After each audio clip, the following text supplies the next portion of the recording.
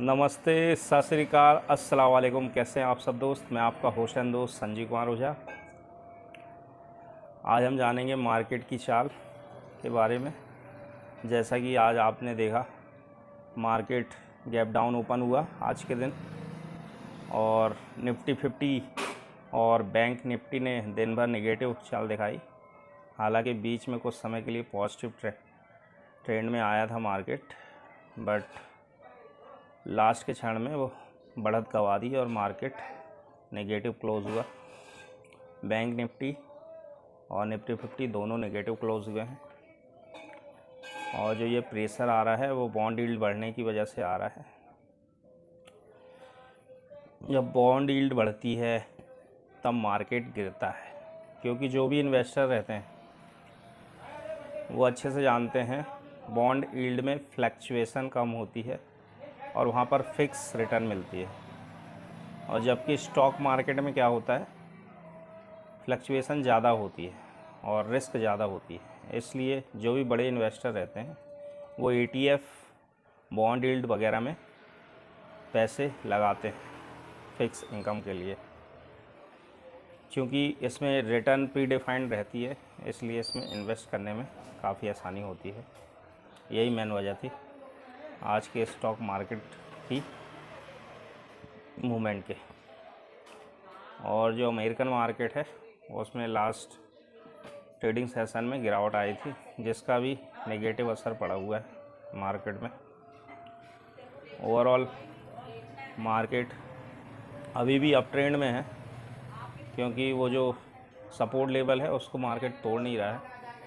आप जब भी देखेंगे मार्केट में करेक्शन आ रही है वो 300 के नीचे नहीं जा रहा है मार्केट, और उसके ऊपर क्लोज़ हो जा रहा है। तो हमारे लिए अभी तो 300 एक स्ट्रॉन्ग सपोर्ट का काम करेगी मार्केट में। और बैंक निफ्टी में जब आप देखते हैं तो वहाँ पर भी मार्केट 43,700 को तोड़ नहीं रहा है, जिसकी वजह से वहाँ भी एक अप मूवमेंट बना हुआ है। हालांकि निफ्टी 50 के कंपेयर में बैंक निफ्टी काफ़ी कमज़ोर दिखाई दे रहा है, लेकिन ओवरऑल ठीक ठाक सा माहौल है। और ये मौका होता है किसी भी इन्वेस्टर का अच्छे स्टॉक पिक करने का। आप मार्केट में देखेंगे तो अभी कई अच्छी कंपनियों के स्टॉक काफ़ी करेक्ट हो चुके हैं, और जिनका एक्यूमुलेशन जिनको पता है वो कर रहे हैं सभी इन्वेस्टर। अब इसमें कई कंपनियां हैं जिनका मैं नाम लेना चाहूँगा, बट मेरा रिकमेंडेशन नहीं है, अपनी रिसर्च से ही स्टॉक सेलेक्ट करें। अब इस लिस्ट में देखेंगे आप तो जैसे HCL टेक है, और बायबैक के बाद विप्रो भी काफ़ी अट्रैक्टिव नज़र आ रहा है। विप्रो है उसमें अच्छी मूव भी आ रही है। इसके अलावा इन्फोसिस है IT सेक्टर में, TCS को भी देख सकते हैं, और एक टेक महिंद्रा है। इसके बाद आप FMCG में देखेंगे तो आपको Godrej consumer, Tata consumer, HUL, ITC ये आपको रीजनेबल वैल्यूएशन पे ट्रेड करते नज़र आएंगे, और इसमें एक अच्छी अपॉर्चुनिटी है लॉन्ग टर्म इन्वेस्टमेंट के हिसाब से। इसके अलावा हमारी दिग्गज कंपनी रिलायंस इंडस्ट्रीज़, उसमें भी एक मूवमेंट आनी चाहिए आने वाले दिनों में, क्योंकि जो स्टॉक है वो अप ट्रेंड में नज़र आ रहा है। और इसके अलावा अमर राजा बैटरी और एक्साइड काफ़ी अच्छा मूव दिखा रहे हैं, और अमर राजा बैटरी काफ़ी अट्रैक्टिव लग रहा है, क्योंकि एक्साइड में काफ़ी अच्छी मूवमेंट आ चुकी है ऑलरेडी। फिर भी अभी दोनों ही रीजनेबल वैल्यू पे ट्रेड कर रहे हैं। इसके अलावा आप जब फाइनेंशियल सेक्टर में देखते हैं तो उसमें SBI और इसके अलावा Bajaj finance, Manappuram finance, Muthoot finance, HDFC bank, axis bank, ये मुझे काफ़ी अट्रैक्टिव लग रहे हैं एक्यूमुलेशन के पॉइंट ऑफ व्यू से। मैं लॉन्ग टर्म इन्वेस्टमेंट की बात कर रहा हूँ, शॉर्ट टर्म की नहीं। अगर आप शॉर्ट टर्म देखते हैं तो फिर उसमें आपको चार्ट देखना पड़ेगा। मैं लॉन्ग टर्म के हिसाब से बातें कर रहा हूँ, इसलिए जो भी इन्वेस्टर इस स्टॉक के नाम सुन रहे हैं मेरे द्वारा, उनका व्यू लॉन्ग टर्म के लिए होना चाहिए। अगर आप ट्रेडिंग टाइप के इन्वेस्टर हैं तो फिर आपको चार्ट देखना पड़ेगा इन स्टॉक का, और वो कहाँ सपोर्ट ले रहे हैं और रेसिस्टेंट कहाँ है, उसके हिसाब से ट्रेडिंग की जाती है। और ट्रेडिंग का नज़रिया शॉर्ट टर्म का होता है, जबकि हम लॉन्ग टर्म के लिए लॉन्ग टर्म चार्ट देखते हैं।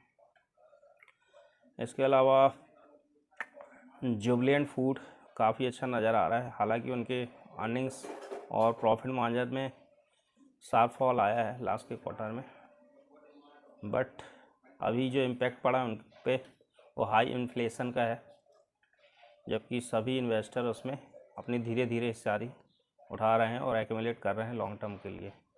इस पॉइंट ऑफ व्यू से काफ़ी अट्रैक्टिव लग रहा है जुबिलेंट फूड। इसके अलावा डी मार्ट आप देख सकते हैं, उसमें काफ़ी अच्छी करेक्शन आई थी शार्प मूव के बाद, और अभी 3500 के अराउंड चल रहा है। और जैसा कि अभी न्यूज़ में चल रहा है कि ऑनलाइन में भी वो अपना एक्सपांसन कर रहे हैं, जिसकी वजह से कंपनी के अर्निंग में इम्पैक्ट आ सकता है।